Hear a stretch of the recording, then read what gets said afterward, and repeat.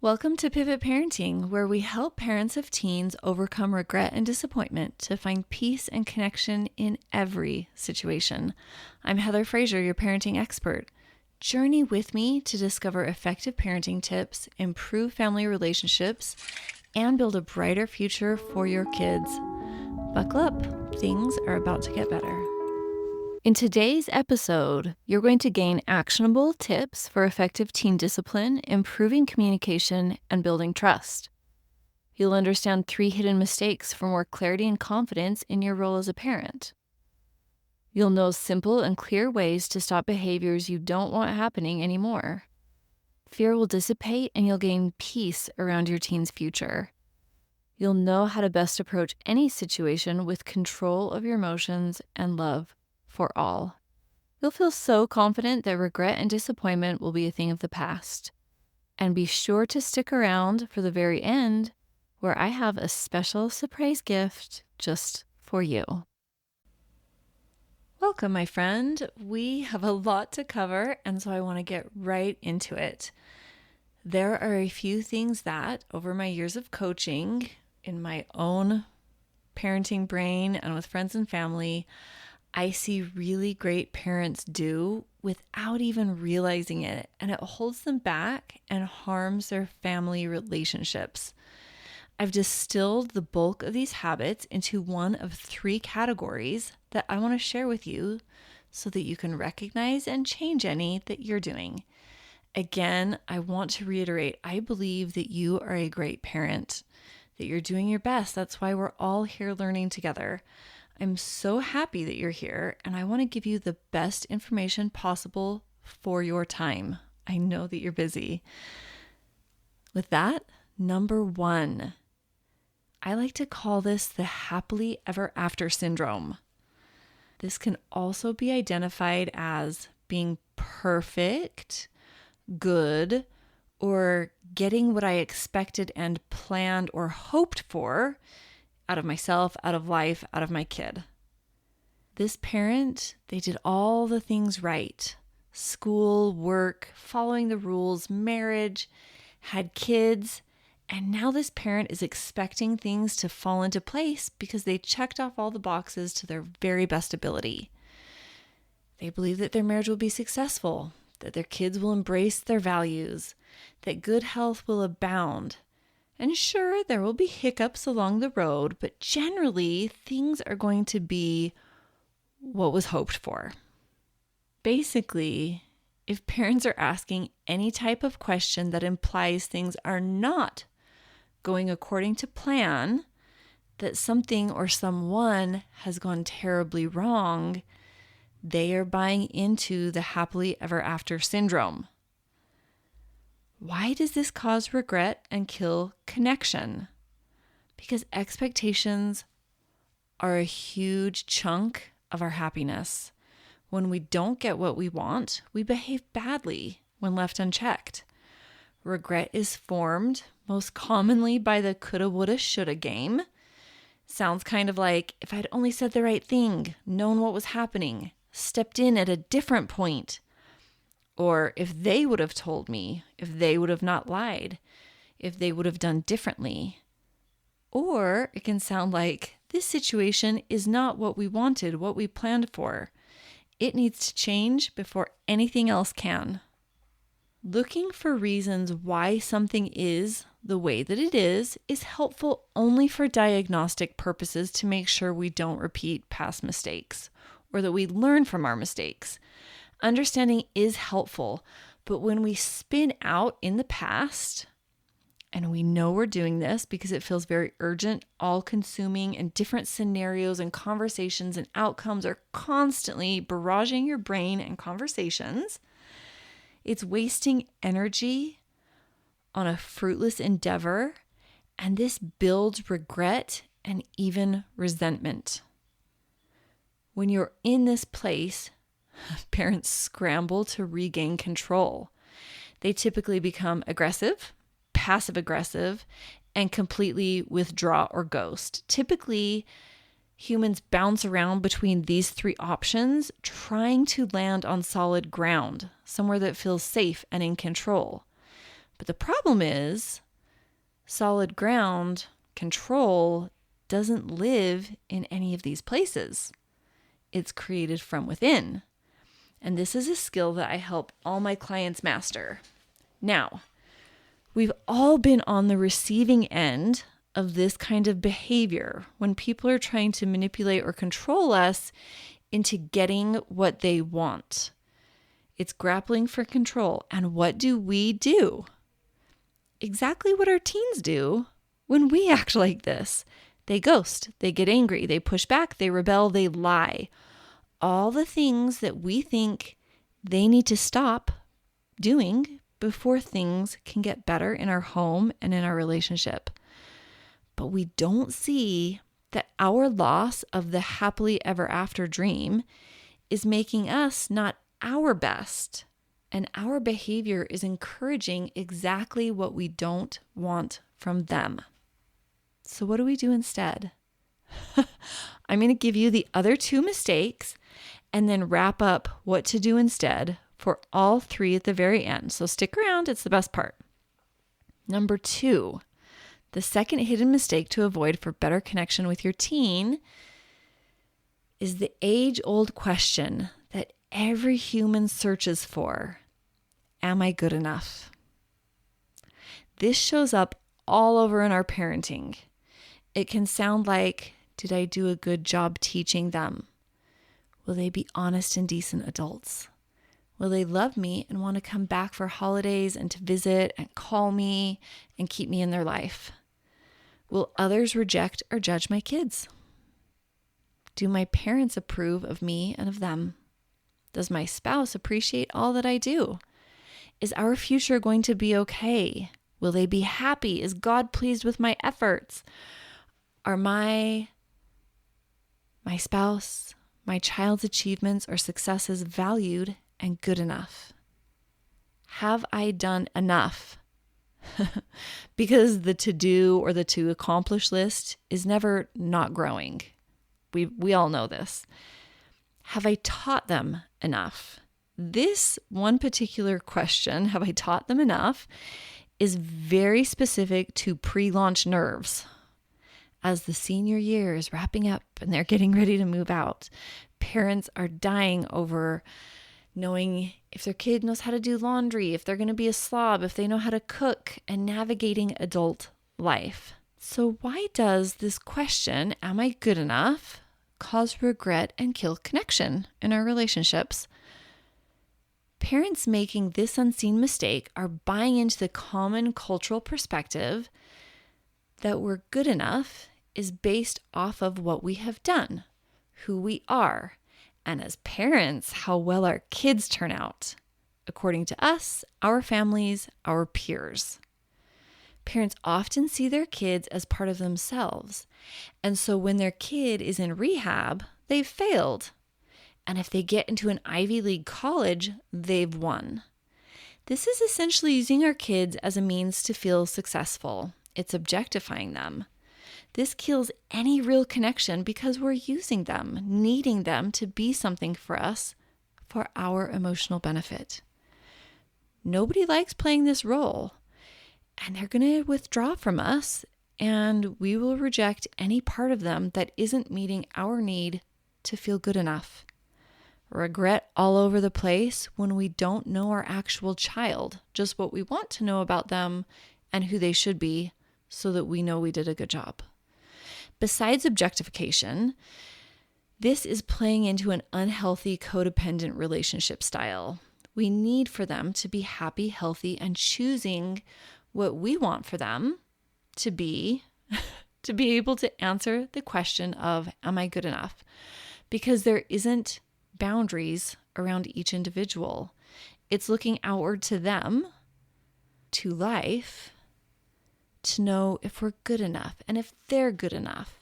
And this is a huge falsehood that most of society falls for.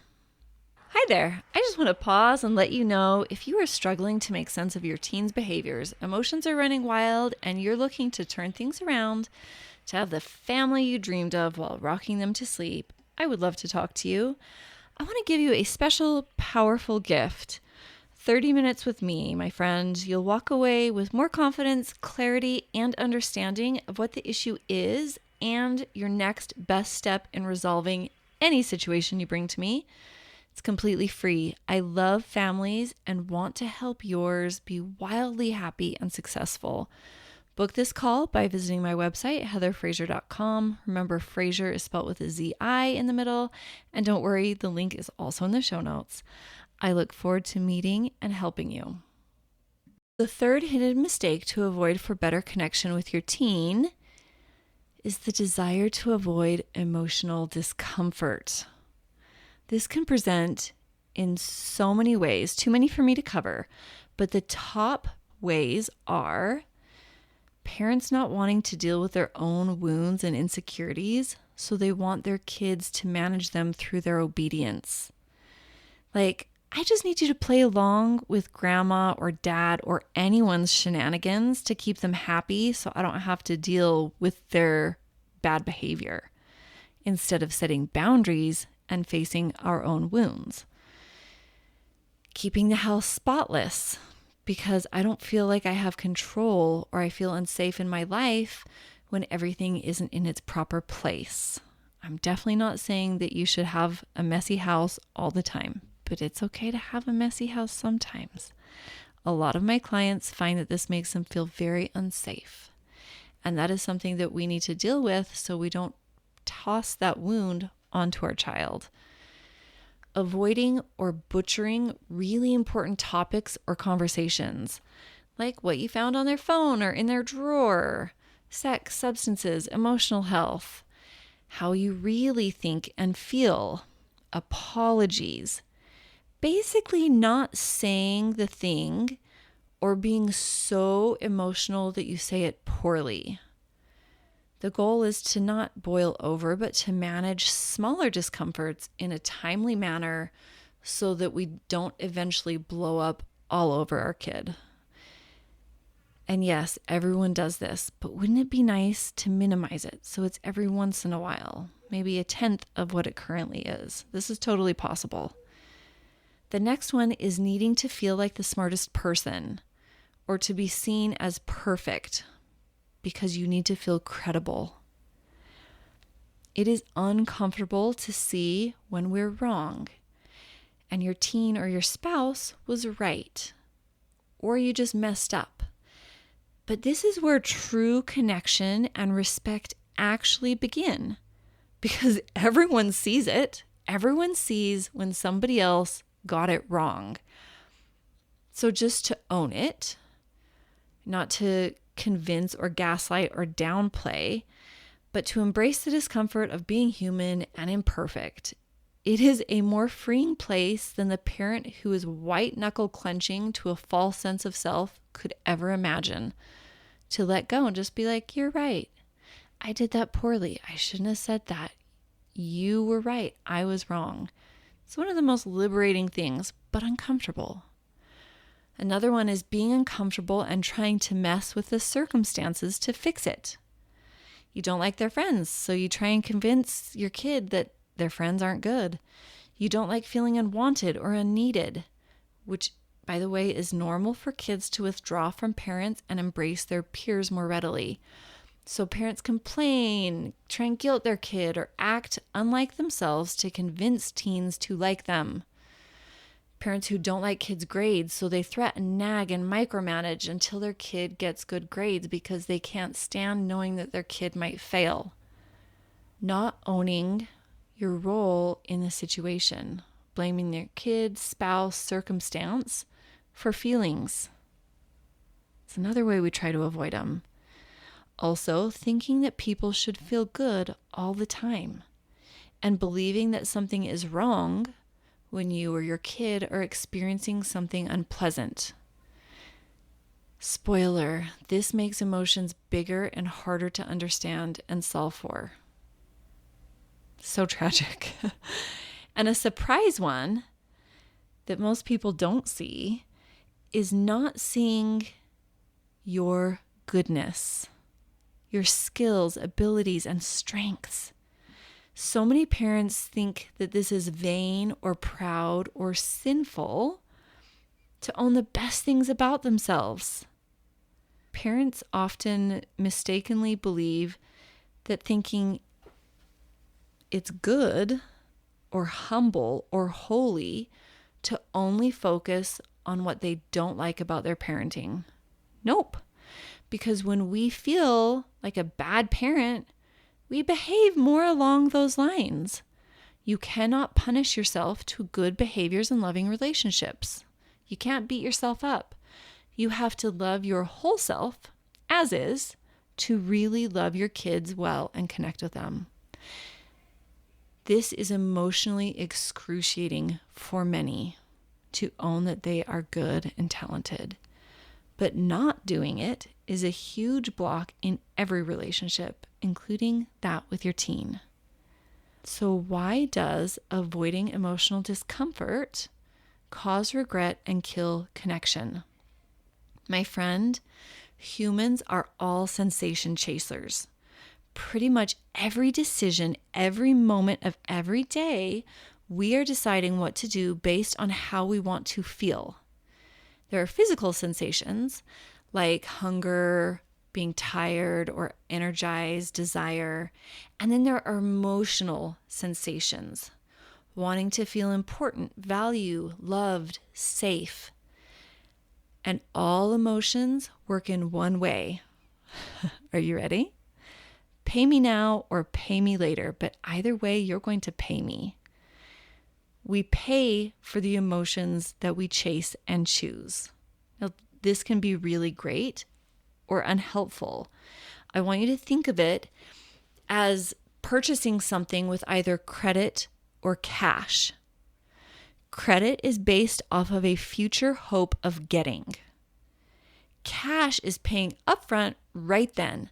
Then nothing is expected down the road. You're free and clear, call it even. So when we use emotional credit, we're buying the actions of what we're doing, the things that I just mentioned, in hopes of gaining the good feeling right now and in the future. Let me explain what that sounds like. It sounds like somebody thinking, if I can get them to not upset my mom at dinner tonight, I'll feel better.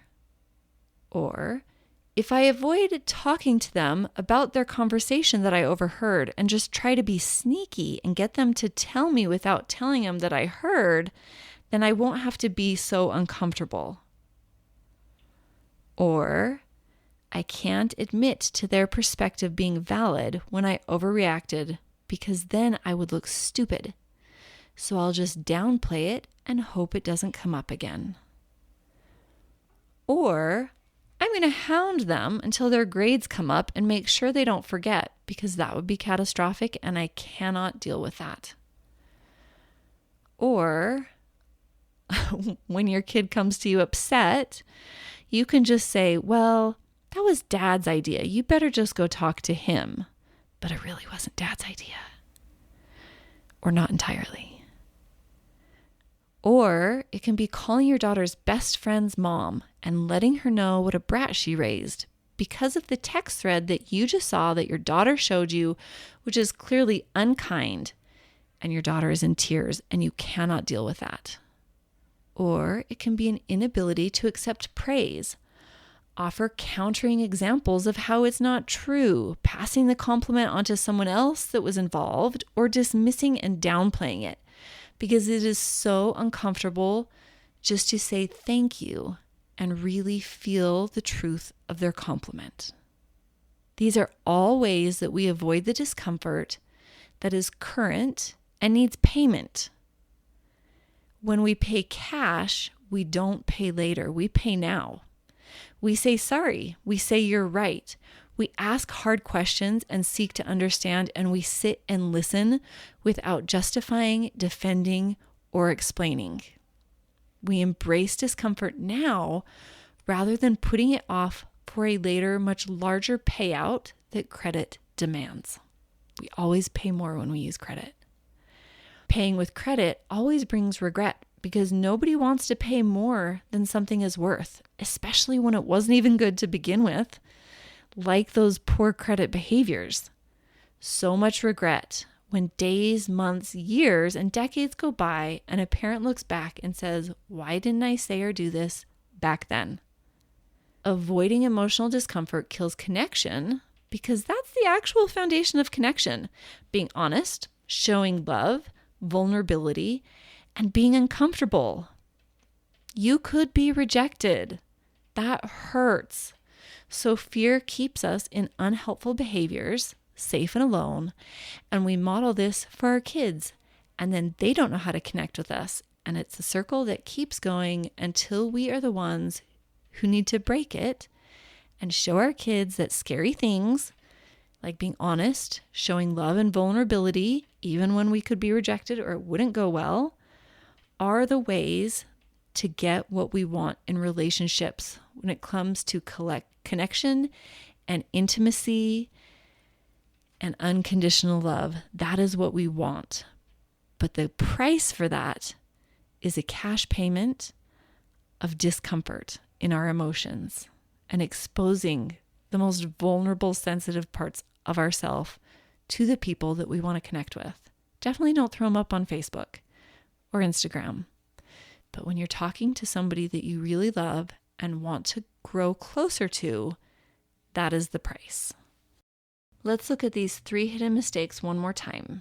Happily ever after syndrome, which is when we need things to be happily ever after. When we try to answer, am I good enough, through our children, and when we avoid emotional discomfort. These 3 mistakes bring me to the final secret I want to share with you. What to do when you recognize that you're doing any number of these things and it's killing your connection and causing regret, even resentment. The answer is radical, unconditional love. For you and for your kid. Seeing life and all the things we could choose, mostly as opinions because they are, and choosing abundance. That things will be great. And when you really love your kid, independent of choices they're making, and you love yourself, independent of choices your kid is making and behaviors you're doing that you're not proud of, when you love both of you so much that emotions no longer scare you, that everything life could throw at you is manageable and figure outable, you get peace. Unconditional, radical love is the path to peace. When you're able to love no matter what, the whole time, and that's the emotion that you're primarily speaking and behaving from. Again, perfection isn't a thing. So majority, discipline issues reduce or disappear. Trust is easy and connection is unavoidable. If you're thinking, yeah, this is such a soft, obvious, stupid answer, I have a challenge for you.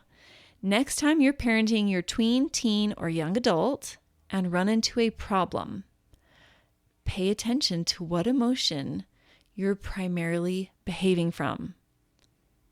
Stop and only do things that are loving and see how much you're able to behave freely, or if you have to completely almost stop your usual behaviors. Love is a choice, and sometimes it is a hard choice, but it is always the best choice. I invite you to a free 30-minute call with me to talk it over. When you book your free call, I'm going to send you one of my most sought-after cheat sheets. It's a PDF of things to say that actually work. When you're upset, when they're upset, when it's a hard situation, and the biggest hang-up of all, when they won't talk to you. It's over 30 of my most successful and loving phrases just for you when you book a free consult. Yes, we can talk about working with me in one of the 3 amazing options that I have that we can work together. I've got a price for all budgets and availability for even the tightest of schedules. But the bulk of the call is going to be me offering you amazing insights to your biggest parenting pains, what your next best step is in your hardest situation, and you'll get so much peace of mind and confidence from it. I am sure of it. Go to heatherfraser.com to book that call and get your cheat sheet, and I will talk to you soon, my friend.